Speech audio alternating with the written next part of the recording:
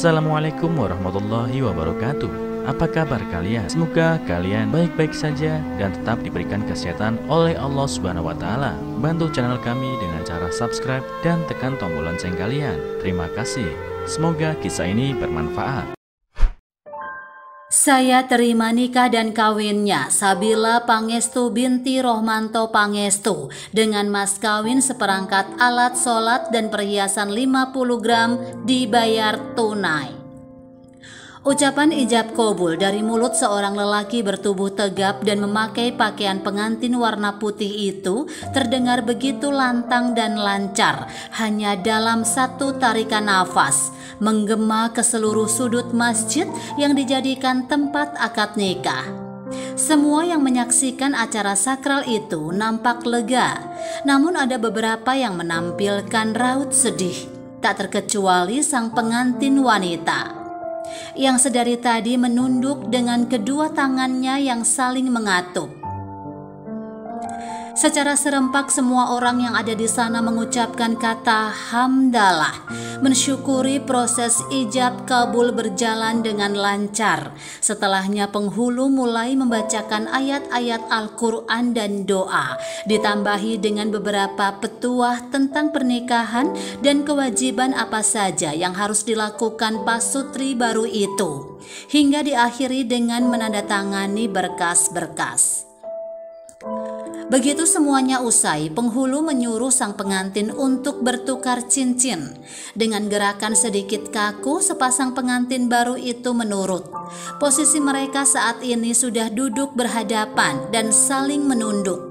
Tangan kanan pengantin pria meraih cincin yang ada di kotak beludru, kemudian mengarahkannya ke jari manis gadis di depannya yang kini sudah menjadi istrinya, dan menyematkan benda bundar berwarna putih itu di sana.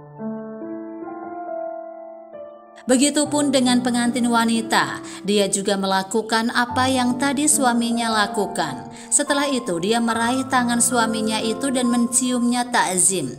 Sementara si pemilik tangan meletakkan tangan lainnya di atas kepala sang istri sambil membaca doa.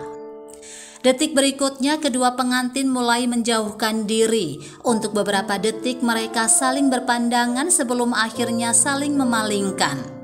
Bagi pengantin lain biasanya akan merasa senang dan haru setelah acara pernikahan, namun tidak untuk Sabil.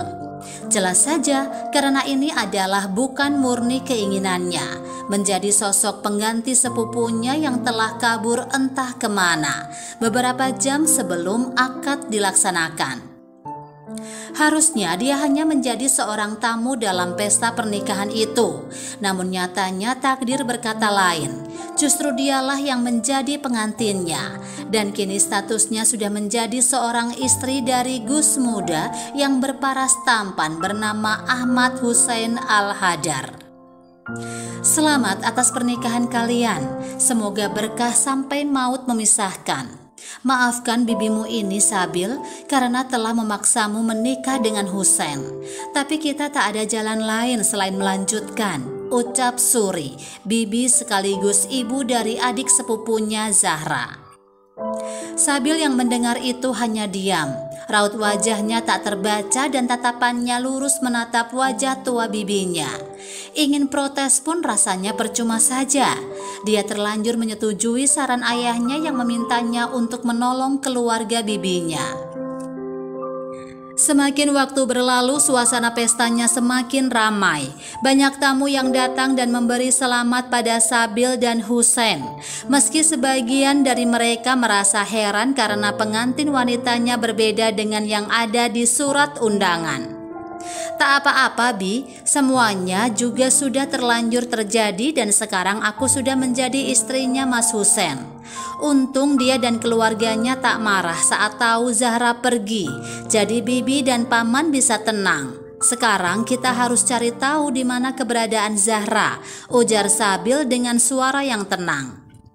Husain dan kedua orang tuanya memang tak marah, hanya saja mereka sangat terkejut Kecewa pastinya.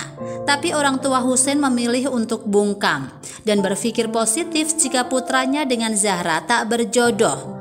Meski sebelumnya mereka juga tak menyangka jika wanita yang selama ini dia kenal pendiam dan selalu menjaga pandangannya itu memiliki laki-laki lain, bahkan sampai nekat melarikan diri dari pernikahan. Husein dan Zahra memang dijodohkan, namun orang tua kedua belah pihak tidak memaksakan itu. Mereka menyetujui apapun keputusan mereka, tapi entah kenapa malah berakhir seperti ini. Kiai Umar selaku ayah dari Husein sempat ingin membatalkan pernikahan itu, namun Bisuri menolak dan memintanya untuk melanjutkan. Bukan apa-apa, dia hanya merasa tak enak karena telah mempermalukan keluarga pihak mempelai pria karena ulah putrinya. Maka dari itu Bisuri meminta bantuan kepada kakaknya yang tak lain adalah ayahnya Sabil untuk membujuk putrinya menggantikan posisi Zahra. Meski awalnya Sabil menolak keras dan tak peduli, namun pada akhirnya dia luluh dengan bujukan sang ayah begitu pria tua itu mengungkit permintaannya yang dari dulu menginginkannya segera menikah. Terima kasih Sabil karena kamu sudah menolong Bibi. Kamu memang anak baik, persis seperti mendiang ibumu. Bibi doakan setelah ini kamu bisa hidup bahagia bersama Husein. Dia itu pria yang baik dan soleh. Bibi yakin dia akan memperlakukanmu dengan baik sebagai istrinya, ucap Bisuri.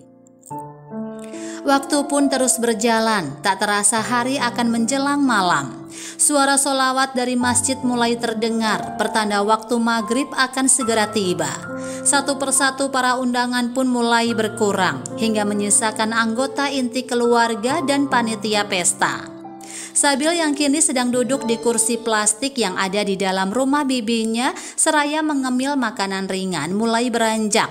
Kedua tangannya mengangkat ujung gaun pengantin yang menjuntai, lalu melangkah masuk ke kamar pengantin, kamar yang tadinya diperkhususkan untuk Zahra.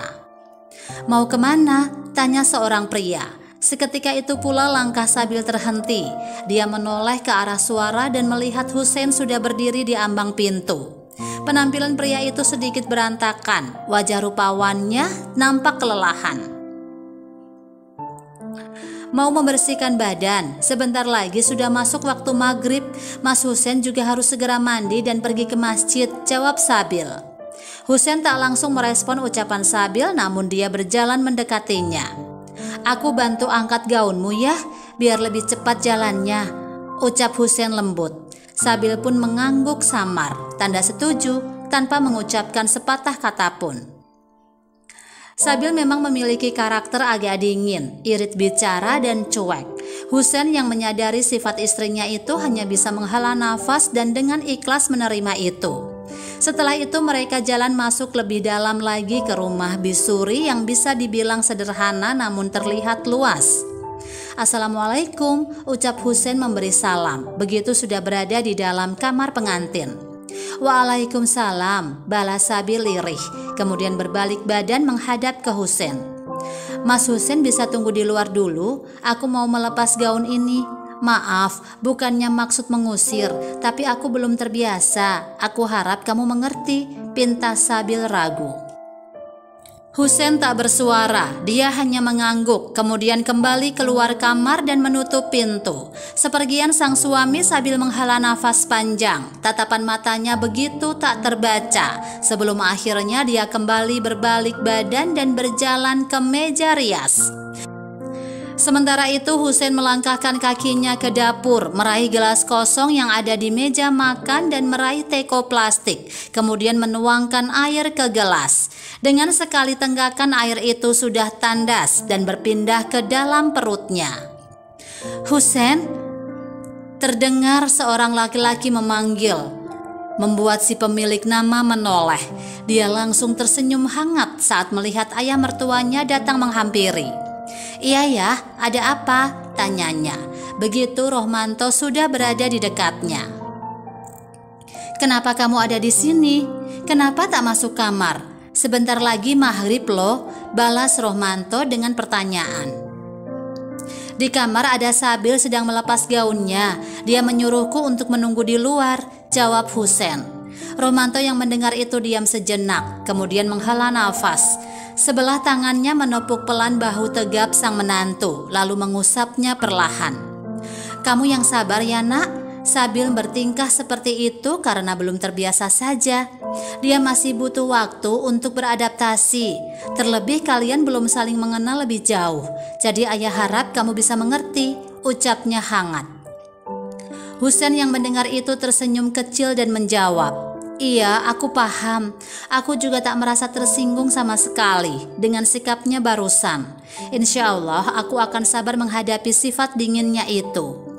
"Syukurlah kalau begitu." Ayah jadi sedikit lega.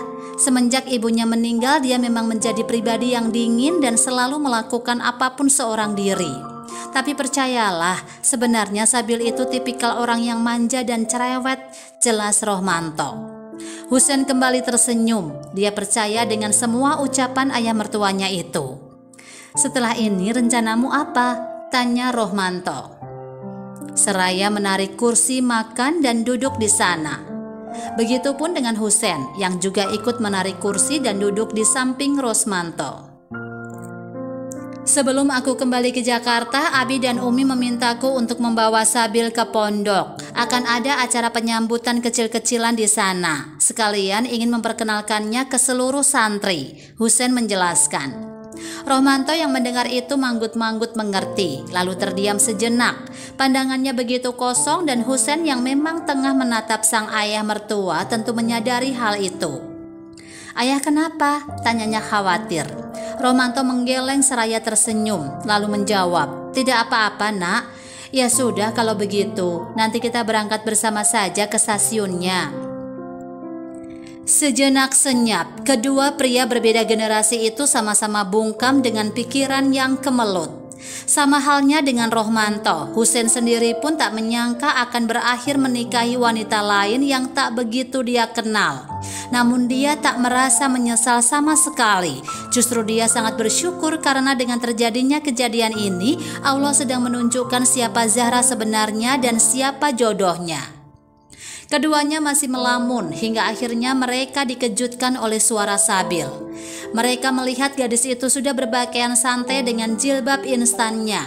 Wajahnya pun sudah bebas dari make up yang menurut Husein jauh lebih cantik.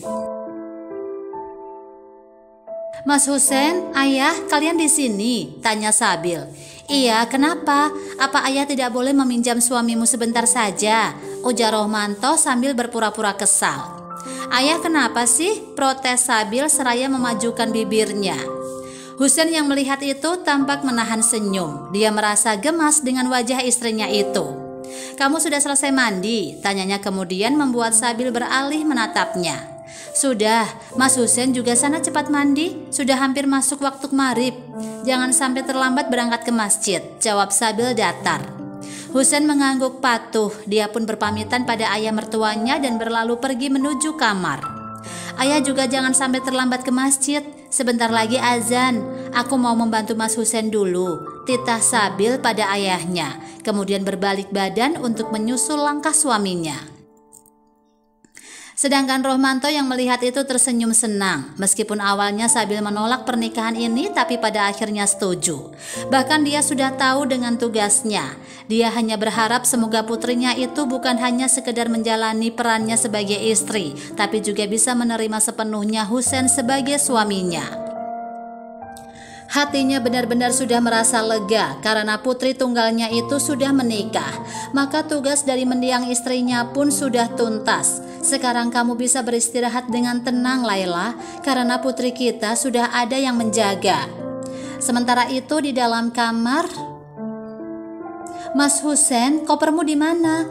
Biar aku siapkan pakaian sholatmu nanti," tanya Sabil begitu tiba di kamar, seraya mengekor langkah Husein dari belakang. Husein yang mendengar itu mendadak menghentikan langkahnya, membuat Sabil yang ada di belakangnya spontan berhenti. Hampir saja dia menubruk tubuh tegap itu jika dia tak pandai menahan diri. "Sepertinya masih di bagasi mobil. Sebentar aku telepon sopir dulu," jawabnya. Kemudian mulai merogoh kantong celananya dan mulai menelpon. "Assalamualaikum, Mang Asep ada di mana?" tanya Husein pada orang di seberang telepon. "Waalaikumsalam. Mamang sudah pulang dan sekarang sedang bersiap berangkat ke masjid, jawab Mang Asep santai. Loh, kok sudah pulang, Mang? Tanya Husen agak terkejut. Kan sore tadi Aden sendiri yang menyuruh Mamang mengantar bapak dan ibu pulang. Kata Aden juga memang tak perlu kembali ke sana lagi. Ya sudah, memang langsung pulang ke rumah saja, jelas Mang Asep yakin. Mendengar itu, Husen langsung menepuk jidatnya sambil mendesis, membuat Sabil yang memang tengah memperhatikannya mengernyit heran. Ada apa ya, Den? Tanya Mang Asep bingung. Sepertinya koperku tertinggal di mobil, Mang, jawab Husen singkat. Astagfirullah, terus bagaimana, Den? Mang Asep menjadi panik setelah mendengar ucapan Husen. Dia sendiri pun lupa dengan hal itu. Terlalu antusiasnya atas pernikahan majikannya yang selama ini selalu menyendiri sampai lupa dengan perlengkapan yang sudah disiapkan. Iya, Mang, aku mau mandi tapi tak ada baju ganti. Itu pun baru ingat setelah Sabil bertanya keberadaan koperku, jawab Husen. Ya sudah, Den, Mamang kesana sekarang. Kemungkinan 1 jam lagi sampai. Maaf ya, Den, Mamang juga lupa karena terlalu antusias dengan pernikahan Aden, ujar Mang Asep. Memangnya tak apa-apa, Mang. Duh, malah jadi merepotkan Mamang, ujar Husen tak enak, seraya menoleh menghadap ke arah Sabil yang masih setia memperhatikannya. Iya, tidak apa-apa, Den. Toh jaraknya juga gak terlalu jauh. Mudah-mudahan saja jalanan tidak macet, jawab Mang Asep meyakinkan. Iya, Mang, hati-hati di jalan. Tak perlu ngebut, dibawa santai aja. Makasih ya, Mang. Assalamualaikum. Setelah itu panggilan berakhir dan Husen menatap sepenuhnya pada Sabil. Sebentar lagi Mang Asep akan kesini membawakan koperku. Aku tinggal mandi dulu ya. Handuk bekas kamu mana? Ujar Husen. Sabil terkejut mendengarnya. Mas Husen mau pakai handuk bekasku? Tanyanya kemudian. Husen mengangguk. Tak apa-apa kan? Tanyanya santai. Sabil mengangguk samar. Ada di dalam kamar mandi. Aku gantung di belakang pintu, jawabnya kemudian. Husen tak lagi bersuara. Pria itu langsung melangkah pergi masuk ke kamar mandi setelah sebelumnya menaruh ponsel dan dompetnya di atas meja rias, meninggalkan Sabil yang memandang kepergiannya dengan wajah datar. Selama menunggu suaminya selesai mandi dan Mang Asep datang, Sabil memilih untuk duduk di sisi ranjang sambil bermain ponsel, mengecek sosial medianya yang sangat jarang dia buka. Sabil tiba-tiba tercengang saat melihat beranda akun sosial medianya sudah dipenuhi oleh postingan para sahabatnya yang mengucapkan selamat atas pernikahannya. Semenjak pindah ke kampung halamannya, Sabil memang jarang bermain sosmed. Jangankan bermain, menyentuhnya saja hampir tidak pernah. Hal itu karena dirinya sibuk membantu usaha nenek dan ayahnya untuk menjual ikan basah. Selain itu, Sabil juga memang sudah bekerja di salah satu warung makan yang ada di tepian pantai. Meski sistem kerjanya masih serabutan dengan upah yang hanya cukup untuk keperluannya saja, tapi dia tetap menikmatinya. Sabil mengabaikan semua postingan tersebut, juga beberapa pesan yang menumpuk. Dia memilih untuk menonton video-video singkat yang ada di akun Instagramnya. Lalu dia akan memberikan tanda jempol jika menurutnya menarik.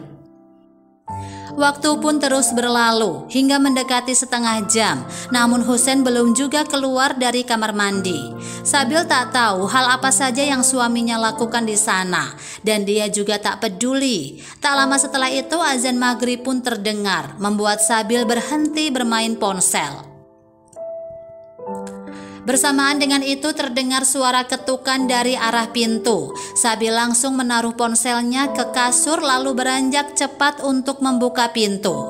Dia melihat seorang pria setengah baya berbadan agak gemuk dan memakai pakaian serba hitam di depan pintu, seraya tangannya mententeng koper kecil.